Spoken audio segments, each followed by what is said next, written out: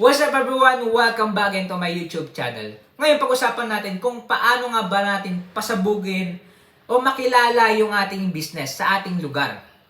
Bago tayo magsimula sa ating vlog ngayon, ay kung hindi ka pa nakasubscribe sa ating YouTube channel, please subscribe, click notification bell para updated pa kayo sa ating vlog na bagong i-upload. At the same time, pag na-reach po natin yung 100k subscriber, ay magpapa-giveaway po tayo.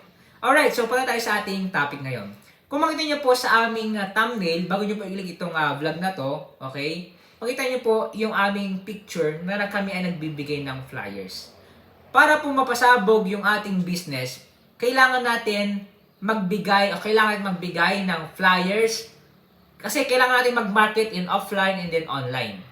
Kasi after po natin mag-marketing strategy sa ating bayan, sa barangay, kung makita nyo, pumunta kami dyan sa mga bahay-bahay, nagbigay kami ng flyers, okay, ng mga giveaways na ibibigay namin, mga pakulo namin, every month, everything. So, binagbigay kami, okay, para mapasabog yung ating business. After natin magbigay, kasi ako yung taga-picture dyan, wala tayong empleyado, everything, less expenses. Ako yung taga-picture, nagpipicture tayo. After that, i-upload natin doon sa Facebook. Mas lalo na naman sasabog yung ating page o kaya naman yung business natin kasi nga i-share natin. Uy, bakit anong binibigay nila everything? Ito pala yung business niya. So ngayon, mas lalong mapopromote yung ating negosyo. Una, okay, mag-marketing strategy tayo sa offline. Pangalawa, mag-marketing strategy tayo sa online. I-share natin, okay? Sabihin natin sa mga kaibigan natin, baka naman pwede yung supportan ng business ito.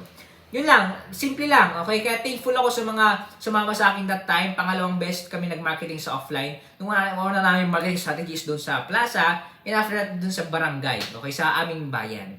Pwede nyo gawin yun para kahit papano, okay, mas makilala yung brand at the same time yung business niyo.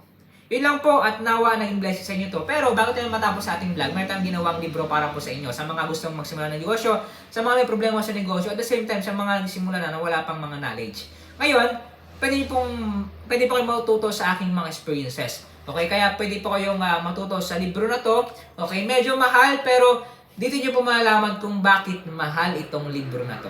Alright, so kung po mag-order sa ating libro, click nyo lang po yung aming Facebook page official. Nasa link po, nasa description po. Okay, click nyo lang po yung link tapos madadirect nyo po kayo sa aming Facebook page official. Mag-message lang po kayo tapos pag-usapan natin kung paano natin i-deliver agad yung aming libro. Okay, yung gusto nyong basahin na libro. Salamat po sa inyong panonood. God bless po sa inyong mga negosyo. Tuloy-tuloy lang po tayo. Huwag po tayong susuko. Ingat-ingat po. Bye-bye.